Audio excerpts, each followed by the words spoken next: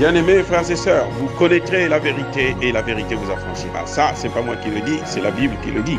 Mais moi, je vous dis mieux. Vous connaîtrez la vérité historique, notamment celle de vos ancêtres kémites, et vous aurez une vision globale de ce que c'est que la vraie souveraineté politique. J'ajoute, vous reviendrez à la spiritualité africaine ancestrale et vous comprendrez les enjeux de l'indépendance économique.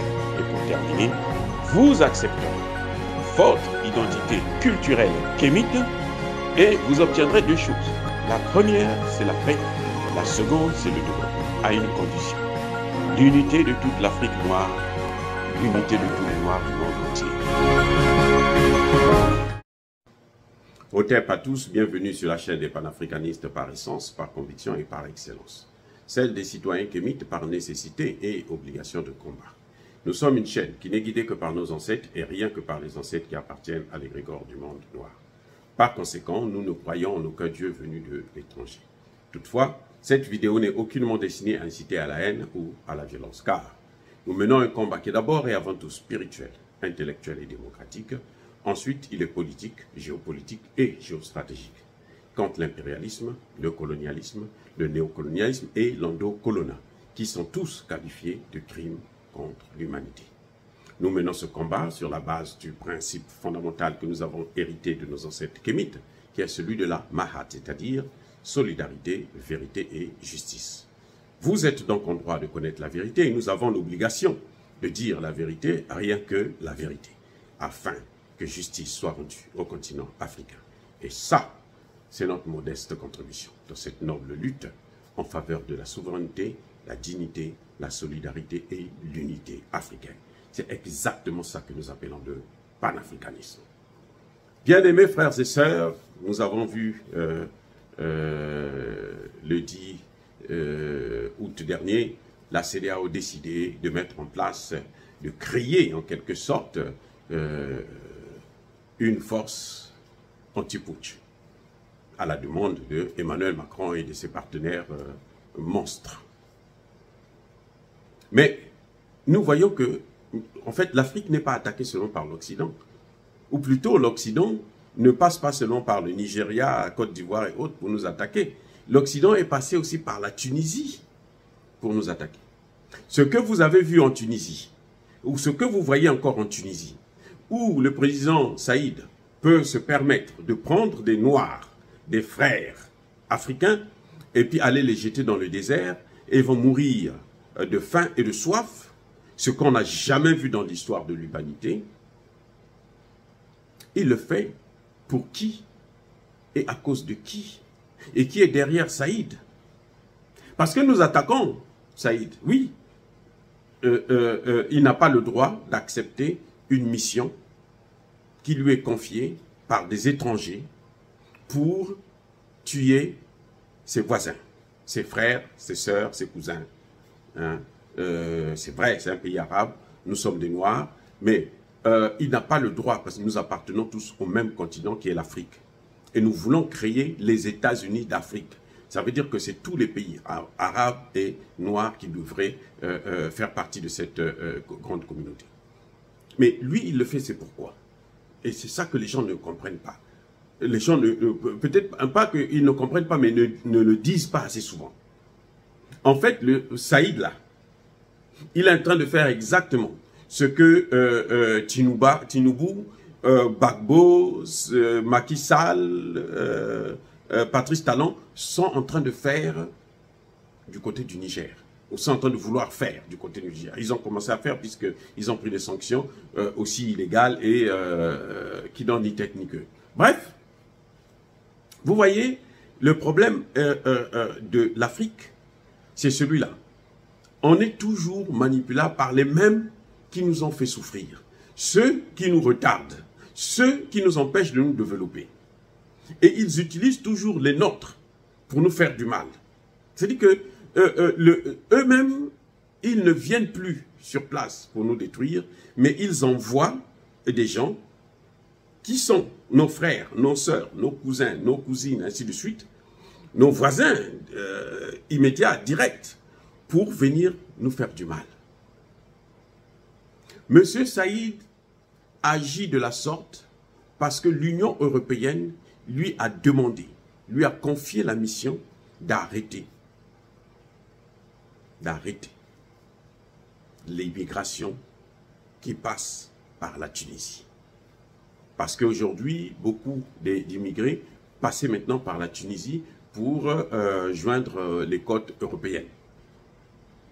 Donc les pays européens, là, Allemagne, France en premier lieu, parce que l'Europe est venue lui donner quelques millions, je pense que c'était 30 millions d'euros, et la France elle-même est venue aussi donner sa part. Non, l'Europe a donné 100 millions. La France lui a donné 30 millions. Donc elle donne d'abord dans le cadre européen, puisque quand on dit l'Europe, la France fait partie de l'Europe, l'Union européenne. Maintenant, la France elle-même a envoyé après son ministre des Affaires étrangères, et plutôt de l'Intérieur, pour partir voir le président Saïd et signer les accords pour que lui, il puisse punir tous ceux qui viennent là-bas. Vous voyez le rôle que l'Occident joue? C'est toujours pour nous diviser. Et aujourd'hui, la Tunisie, c'est un pays qui sera désormais mal vu dans les pays d'Afrique noire.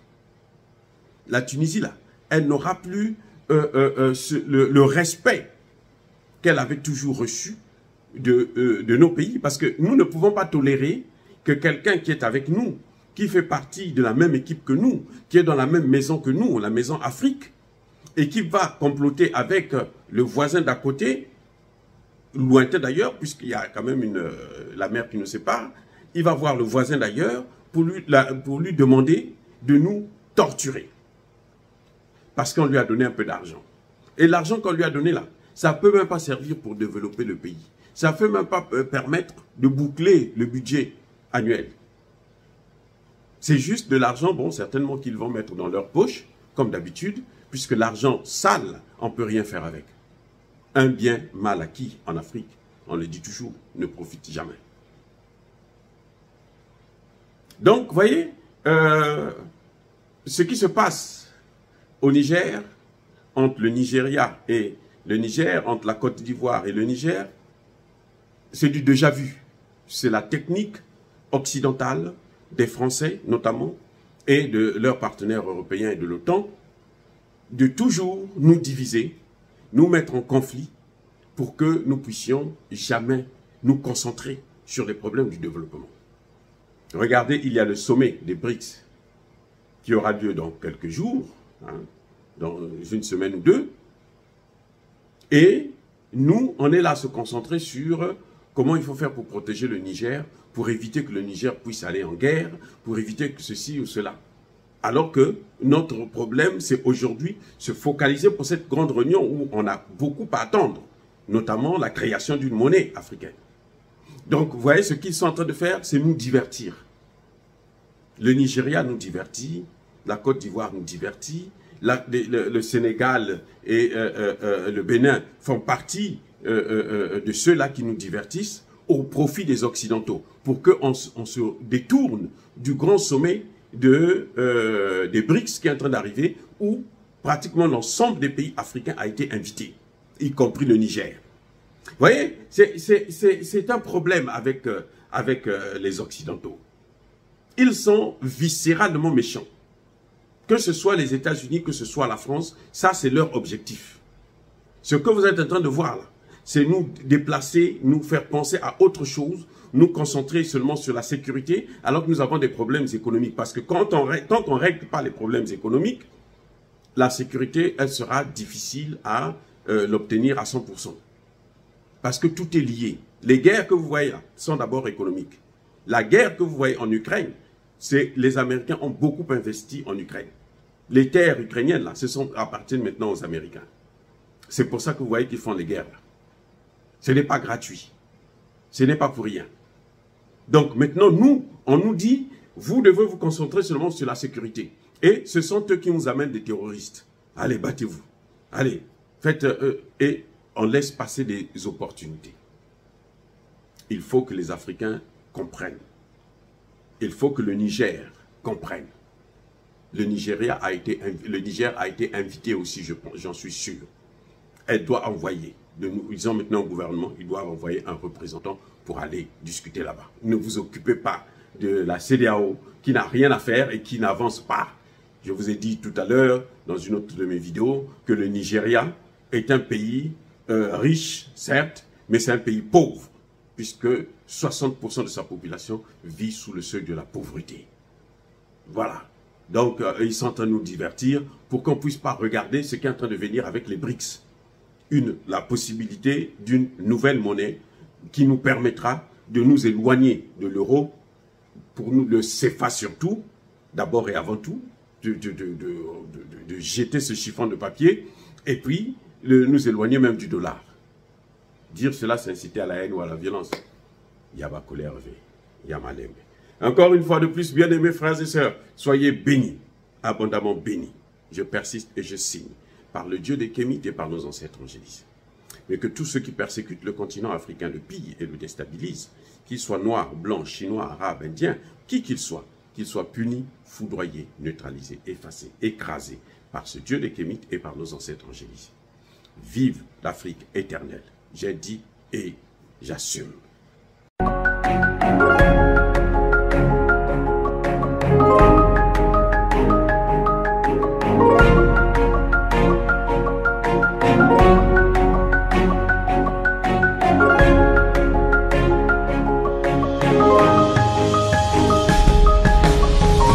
Eux, ils marchent par la foi et non par la vue. Mais moi, je vous conseille vivement de marcher par la connaissance scientifique et historique, notamment celle de nos ancêtres kémites, par les 5 sens et par l'intelligence. À vous, à Pierre.